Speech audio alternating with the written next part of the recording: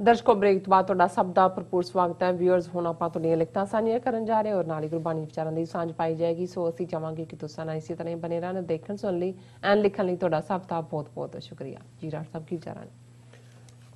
देखो असीं कोशिश तां करदे हां, हुण कई वारी मेन टॉपिक्स दे विच भी अपने जिन्हां वीरां ने लिखिआ है उन्हां दी कोई ना कोई लिखत नूं ही असीं आधार बनांदे।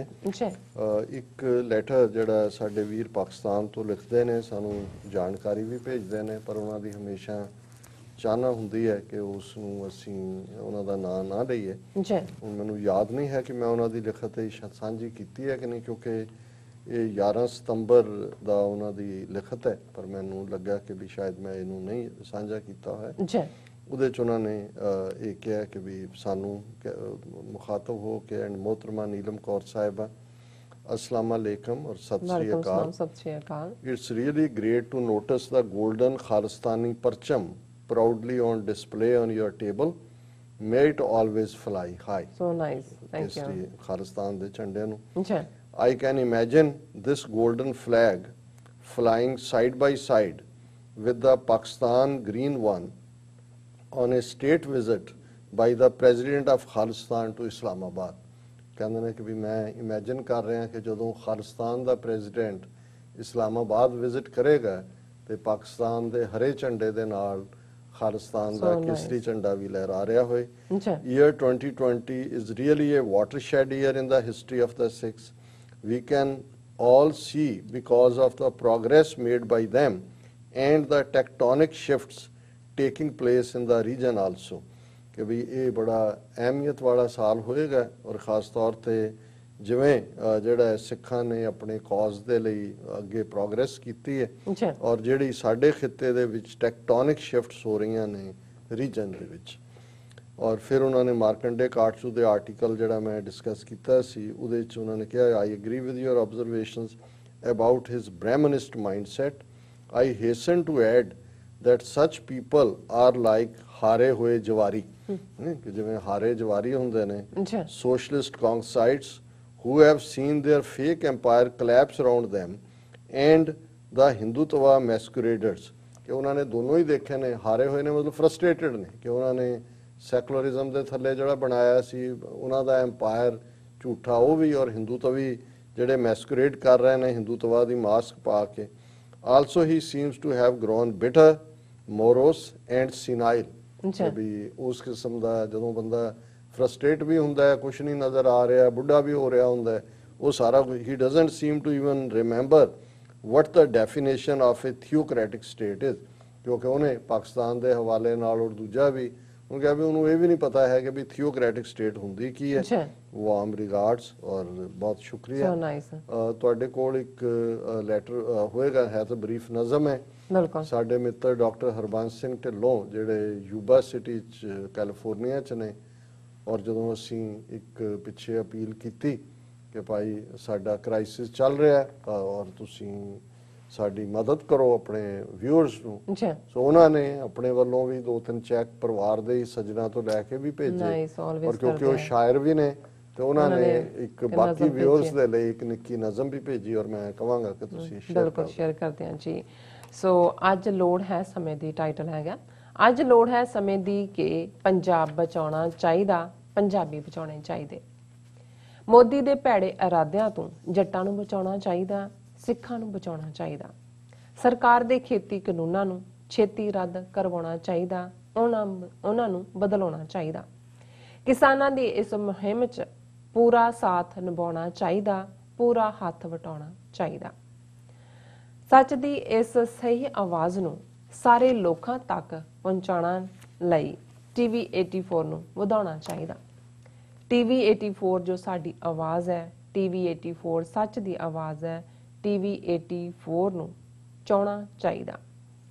TV 84 ਕੀ ਕਰ ਸਕਦਾ ਹੈ ਆਪਾਂ ਸਾਰਿਆਂ ਵੇਖ ਲਿਆ ਹੈ, ਦੇਸ਼ ਉੱਪਰ ਆਉਣਾ ਚਾਹੀਦਾ। ਵਾਹ ਜੀ ਵਾਹ। ਹਰ ਦਰਸ਼ਕ ਨੂੰ ਆਪਣਾ ਦਸਵੰਧ ਇਸ ਦੇ ਲੇਖੇ ਲਾਉਣਾ ਚਾਹੀਦਾ ਹੈ, ਇਹਦਾ ਫਿਕਰ ਮਿਟਾਉਣਾ ਚਾਹੀਦਾ। ਕਿਸੇ ਨੂੰ ਖਾਲੀ ਜਾਣਾ ਨਹੀਂ ਦਿੱਤਾ, ਕਿਸੇ ਨੂੰ ਖਾਲੀ ਜਾਣ ਨਹੀਂ ਦਿੱਤਾ, ਨਾ ਸਾਡਾ ਕੋਈ ਬੋਲ ਖਾਲੀ ਗਿਆ। TV 84 ਵੀ ਖੁਸ਼ਹਾਲ ਹੋਣਾ ਚਾਹੀਦਾ। ਜਗਿਆਸੂ ਦੀ ਹੈ ਇਹੋ ਜਗਿਆਸਾ, ਜਗਿਆਸੂ ਦੀ ਹੈ ਇਹੋ ਜਗਿਆਸਾ, ਮੇਰੀ ਕੌਮ ਕਰੂਗੀ ਪੂਰੀ ਮੇਰੀ ਆਸਾ, ਜੋ ਇਸ ਨੂੰ ਪੂਰਾ ਕਰਨਾ ਚਾਹੀਦਾ। So nice, so thank you doctor Dhillon, ਬਹੁਤ ਬਹੁਤ ਸ਼ੁਕਰੀਆ। ਬੜਾ ਫਿਕਰਮੰਦ ਕਰ ਰਹੇ ਇਹ ਸਾਡੇ ਬਚਪਨ ਦੇ ਹੀ ਸਾਥੀ ਨੇ, ਜੀ ਵੱਡੇ ਸਨ ਔਰ ਮੈਨੂੰ ਬਚਪਨ ਤੋਂ ਹੀ ਇਹਨਾਂ ਦਾ ਪਿਆਰ ਵੀ ਮਿਲਿਆ ਔਰ ਹੁਣ ਵੀ ਇਹਨਾਂ ਦੀ ਹਮੇਸ਼ਾ ਹੀ ਰਹਿਨੁਮਾਈ ਵੀ ਹੁੰਦੀ ਹੈ। ਜਿਵੇਂ ਇਹਨਾਂ ਦੀ ਪਾਕ ਮੁਹੱਬਤ ਹੈ, ਨਿਰਛਲ ਹੱਸ ਹੈ, ਨਿਰਛਲ ਸੁਭਾਅ ਹੈ ਔਰ ਇਹਨਾਂ ਦੀਆਂ ਕਾਫੀ ਪੁਸਤਕਾਂ 8-10 ਕਿਤਾਬਾਂ ਸ਼ਾਇਰੀ ਦੀਆਂ ਜਿਹੜੀਆਂ ਨੇ ਉਹ ਛਪੀਆਂ ਨੇ। ਇਹ ਤਾਂ ਉਹਨਾਂ ਨੇ ਤੁਰੇ ਜਾਂਦੇ ਜਿਹੜਾ ਕੀਤਾ, ਬੜੇ ਡੂੰਘੇ ਵਿਸ਼ਿਆਂ ਦੇ ਉੱਤੇ ਵੀ ਲਿਖਦੇ ਨੇ। ਅਸੀਂ ਸ਼ੁਕਰੀਆ ਅਦਾ ਕਰਦੇ ਹਾਂ। ਮੈਂ ਘੜੀ ਵੱਲ ਦੇਖ ਰਿਹਾ, ਚਿੱਠੀਆਂ ਤਾਂ ਮੈਂ ਹੋਰ ਵੀ ਕੱਢੀਆਂ ਸੀ, ਪਰ ਹੁਣ ਨੈਕਸਟ ਵੀਕ ਡੇ 'ਚ ਵੀ ਅਸੀਂ ਕੋਈ ਡਿਸਕਸ ਕਰ ਲਾਂਗੇ। 2 ਸ਼ਲੋਕ ਕਬੀਰ ਸਾਹਿਬ ਦੇ ਜਿਹੜੇ ਅਸੀਂ ਅੱਜ ਵਿਚਾਰਾਂਗੇ ਔਰ ਇਹ ਉਹੀ ਥਾਟ ਜਿਹੜੇ ਕੱਲ ਦੇ 2 ਸ਼ਲੋਕਾਂ 'ਚ ਚੱਲ ਰਿਹਾ ਸੀ ਕਿ ਭਾਈ ਅਲਟੀਮੇਟਲੀ ਕੋਈ ਹੈ ਜਿਹਨੇ ਆਪਣੇ ਅੰਦਰੋਂ 5 ਲੜਕੇ ਕਾਮ, ਕ੍ਰੋਧ, ਲੋਭ, ਹੰਕਾਰ ਮਾਰ ਕੇ ਔਰ ਰੱਬ ਦੇ ਰਸਤੇ ਨੂੰ ਚੁਣਿਆ ਔਰ ਉਹਨਾਂ ਨੂੰ ਇਸ ਸ਼ਲੋਕ ਦੇ ਵਿੱਚ ਲੜਕੇ ਦੇ ਨਾਲ ਫਿਰ ਲੜਕੀਆਂ ਵੀ ਲਿਆਂਦੀਆਂ ਨੇ ਕਿ ਵੀ ਇਕੱਲਾ ਕਾਮ, ਕ੍ਰੋਧ, ਲੋਭ, ਹੰਕਾਰ ਨਹੀਂ ਹੈ, ਜਿਹੜੀਆਂ ਦੂਸਰੀਆਂ ਨਾਲ ਲੱਗੀਆਂ ਹੋਈਆਂ ਬੀਬੀਆਂ ਨੇ, ਆਸ਼ਾ ਹੈ, ਤ੍ਰਿਸ਼ਨਾ ਹੈ, ਈਰਖਾ ਹੈ, ਮਾਇਆ ਹੈ, ਕਿ ਵੀ ਇਹਨਾਂ ਨੂੰ ਵੀ ਨਾਲ ਫੂਕਣਾ ਕਿ ਵੀ ਬਾਕੀ ਤਾਂ ਹੈ ਹੀ ਹੈ, ਫਿਰ ਰੱਬ ਦਾ ਰਸਤਾ ਨਿਕਲਦਾ। ਸੋ ਕਬੀਰ ਸਾਹਿਬ ਦਾ ਇਹ ਸ਼ਲੋਕ ਹੈ, ਕੋ ਹੈ ਲੜਕਾ ਵੇਚਈ, ਲੜਕੀ ਵੇਚੈ ਕੋਏ, ਸਾਂਝਾ ਕਰੈ ਕਬੀਰ ਸਿਉ, ਹਰ ਸੰਗ ਵਣਜ ਕਰੇ। ਹੁਣ ਇਹ ਜਦੋਂ ਜਿਹੜਾ ਵਪਾਰੀ ਜਦੋਂ ਵਣਜ ਕਰਦਾ ਹੈ ਤੇ ਵਪਾਰ ਤਾਂ ਉਹਦੇ ਨਾਲ ਹੀ ਕੀਤਾ ਜਾਂਦਾ ਹੈ, ਜਾਂ ਵਪਾਰੀ ਦਾ ਮੁੱਖ ਆਸ਼ਾ ਤਾਂ ਪ੍ਰੋਫਿਟ ਹੁੰਦਾ ਹੈ, ਉਸ ਚੋਂ ਫਾਇਦਾ ਲੈਣਾ ਹੁੰਦਾ। ਤੇ ਜਿਹੜੇ ਰੱਬ ਦੇ ਰਸਤੇ ਵਾਲੇ ਨੇ ਉਹ ਤਾਂ ਦੁਨੀਆਦਾਰੀ ਦੇ ਲਈ ਤਾਂ ਇਹੀ ਹੁੰਦਾ ਹੈ ਕਿ ਭਾਈ ਇਹ ਘਰੋਂ ਗਿਆ ਫਕੀਰ ਹੋ ਗਿਆ, ਇਹ ਗਿਆ ਸਾਡੇ ਕੰਮ ਤੋਂ।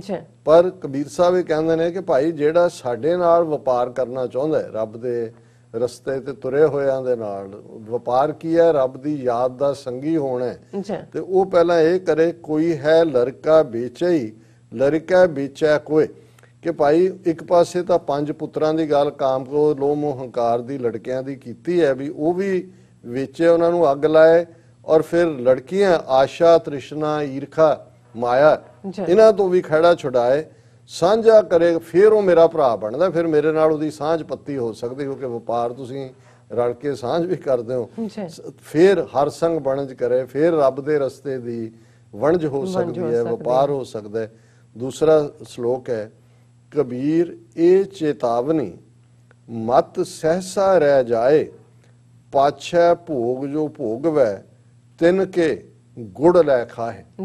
ਹੁਣ ਕਬੀਰ ਸਾਹਿਬ ਨੇ ਜਿਹੜੇ ਕਾਮਨ ਬੰਦਾ, ਜਦੋਂ ਤੁਸੀਂ ਕਦੇ ਸੌਦਾ ਸਮਾਨ ਲੈਣ ਜਾਂਦੇ ਹੋ, ਜਾਂ ਹੁਣ ਤਾਂ ਪਤਾ ਨਹੀਂ, ਇਹ ਤਾਂ ਟਰਮ ਹੀ ਮੁੱਕ ਗਈ ਹੋਣੀ ਹੈ, ਹੁਣ ਤਾਂ ਸਭ ਕੁਝ ਆਨਲਾਈਨ ਹੀ ਆਰਡਰ ਹੁੰਦਾ, ਤੇ ਤੁਸੀਂ ਸਾਰੀ ਚੀਜ਼ ਲੈ ਕੇ ਫਿਰ ਕਹਿੰਦੇ ਸੀ ਕਿ ਝੂੰਗਾ ਦੇ, ਜਾਂ ਉਹਨੂੰ ਰੂੰਗਾ ਵੀ ਕਹਿੰਦੇ ਨੇ ਕੁਝ ਇਲਾਕਿਆਂ 'ਚ ਨਾ, ਕਿ ਵੀ ਰੂੰਗਾ ਦੇ, ਤੇ ਉਹਨੇ ਜੇ ਤਾਂ ਉਹ ਸਬਜ਼ੀਆਂ ਸੁਬਜ਼ੀਆਂ ਆੜਾ ਤੇ ਉਹ ਚੁੱਕ ਕੇ ਕਈ ਵਾਰੀ ਧਨੀਆ ਵਾਧੂ ਦੇ ਦਿੰਦਾ ਸੀ, ਜਾਂ ਕਈ ਵਾਰ ਜਿਹੜਾ ਉਹ ਗੁੜ ਦਿੰਦੇ ਸੀ, ਉਹ ਗੁੜ ਰੱਖਿਆ ਹੋਇਆ ਕਿ ਵੀ ਜੇ ਕੋਈ ਬੱਚਾ ਗਿਆ ਜਾਂ ਜੋ ਲੈ ਕੇ ਸੌਦਾ, ਤਾਂ ਉਹਨਾਂ ਨੂੰ ਕਬੀਰ ਸਾਹਿਬ ਨੇ ਕਿਹਾ ਕਿ ਵੀ ਦੇਖ ਕਬੀਰ ਇਹ ਚੇਤਾਵਨੀ ਮੈਂ ਤੁਹਾਨੂੰ ਇਹ ਯਾਦ ਦਹਾਨੀ ਕਰਵਾ ਦਿਆਂ। ਕਬੀਰ ਸਾਹਿਬ ਕਹਿੰਦੇ ਨੇ ਕਿ ਜੇ ਇਸ ਰਸਤੇ ਦੇ ਉੱਤੇ ਤੁਰੇ ਹੋ ਤੇ ਫਿਰ ਮਨ ਦੇ ਵਿੱਚ ਮਤ ਸਹਿਸਾ ਰਹਿ ਜਾਏ। ਕੋਈ ਸਹਿਸਾ ਹੁੰਦਾ ਡਾਊਟ, ਸ਼ੱਕ, ਜਿਹਨੂੰ ਅਸੀਂ ਡਿਊਲਿਟੀ ਕਹਿੰਦੇ ਹਾਂ, ਕਿ ਵੀ ਕੋਈ ਵੀ ਡਾਈਕੋਟਮੀ ਕਹਿੰਦੇ ਕਿ ਕੋਈ ਵੀ ਦੁਚਿੱਤੀ ਨਹੀਂ ਰਹਿਣੀ ਚਾਹੀਦੀ ਜੇ ਇਸ ਰਸਤੇ ਤੇ ਤੁਰਨੇ।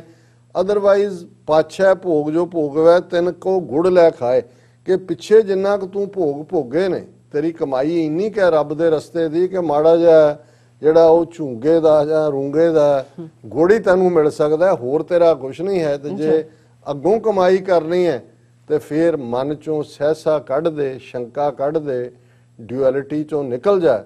ਔਰ ਜਿਸ ਨੂੰ ਕਬੀਰ ਸਾਹਿਬ ਨੇ ਫਰਮਾਇਆ ਸੀ ਕਿ ਭਾਈ ਇਹ ਆਪਣੇ ਮਨ ਚੋਂ ਦੁਬਿਧਾ ਦੀ ਕੁਰੀਆ ਛੱਡ ਦੇ, ਸ਼ਬਦ ਲਾਗ ਮਨੇ ਛਾੜ ਦੁਬਿਧਾ ਕੀ ਕੁਰੀਆ, ਇਹੀ ਹੈ ਦੁਬਿਧਾ ਜਿਹੜੀ ਫਸੀ ਹੋਈ ਹੈ ਕਿ ਇਹਦੇ ਚੋਂ ਨਿਕਲ। ਸੋ ਕਬੀਰ ਸਾਹਿਬ ਕਹਿੰਦੇ ਨੇ ਕਬੀਰ ਇਹ ਚੇਤਾਵਨੀ ਮਤ ਸਹਿਸਾ ਰਹਿ ਜਾਏ, ਜੇ ਸ਼ੰਕੇ ਜੀ ਰਿਹਾ ਤਾਂ ਫਿਰ ਇੱਥੇ ਹੀ ਫਸਿਆ ਰਹਿ ਜਾਏਗਾ। ਪਾਤਸ਼ਾਹ ਭੋਗ ਜੋ ਪਿਛਲੇ ਵੀ ਤੇਰਾ ਵਕਤ ਜ਼ਾਇਆ ਹੋਇਆ ਹੈ, ਤੇ ਜਿੰਨਾ ਹੁਣ ਮਾੜਾ ਮੋਟਾ ਕੀਤਾ ਉਹਦੇ ਬਦਲੇ ਤਾਂ ਥੋੜਾ ਜਿਹਾ ਗੁੜ ਹੀ ਮਿਲਣਾ ਝੁੰਗੇ, ਇਸ ਤੋਂ ਬਿਯੋਂਡ ਕੁਝ ਨਹੀਂ। ਜੀ ਡਾਕਟਰ ਸਾਹਿਬ ਤੁਹਾਡਾ ਬਹੁਤ ਬਹੁਤ ਸ਼ੁਕਰੀਆ, ਤੁਸੀਂ ਅੱਜ ਐਵੇਂ ਸ਼ੂ ਤੇ ਅੱਜ ਦਾ ਵਿਚਾਰ ਸਾਡੇ ਦਰਸ਼ਕਾਂ ਨਾਲ ਸਾਂਝਾ ਕੀਤਾ। ਸੋ ਇਸ ਨਾਲ ਆਪਣੇ ਵਿਊਅਰਸ ਕੋਲ ਲੈਣੇ ਇਜਾਜ਼ਤ। ਵਿਊਅਰਸ ਤੁਹਾਡਾ ਵੀ ਬਹੁਤ ਬਹੁਤ ਸ਼ੁਕਰੀਆ, ਤੁਸੀਂ ਆਪਣੇ ਕੀਮਤੀ ਸਮੇਂ ਵਿੱਚ ਸਮਾਂ ਕੱਢ ਕੇ ਸਾਨੂੰ ਆਪਣੇ ਰਾਏ ਤੇ ਸੁਝਾਅ ਭੇਜੇ ਨੇ, ਤਾਂ ਭੇਜਦੇ ਰਹਿਣਾ ਸਾਡੇ ਇਸ ਪਤੇ ਤੇ SOS@TV84.tv ਤੇ ਅਸੀਂ ਆਪਣਾ ਪ੍ਰੋਗਰਾਮ ਲੈ ਕੇ ਫਿਰ ਦੁਬਾਰਾ ਤੁਹਾਡੇ ਰੂਬਰੂ ਹੋਵਾਂਗੇ। ਤਦ ਤੱਕ ਲਈ ਮੈਨੂੰ ਤੇ ਪ੍ਰਨਾਸ ਨਾਲ ਗਿਆ ਦੋ, ਦੇਖਦੇ ਰਹੋ TV84, ਬੁਲਾ ਦਿਓ ਫਤਿਹ। ਵਾਹਿਗੁਰੂ ਜੀ ਕਾ ਖਾਲਸਾ, ਵਾਹਿਗੁਰੂ ਜੀ ਕੀ ਫਤਿਹ। ਰੱਬ ਰਾਖਾ।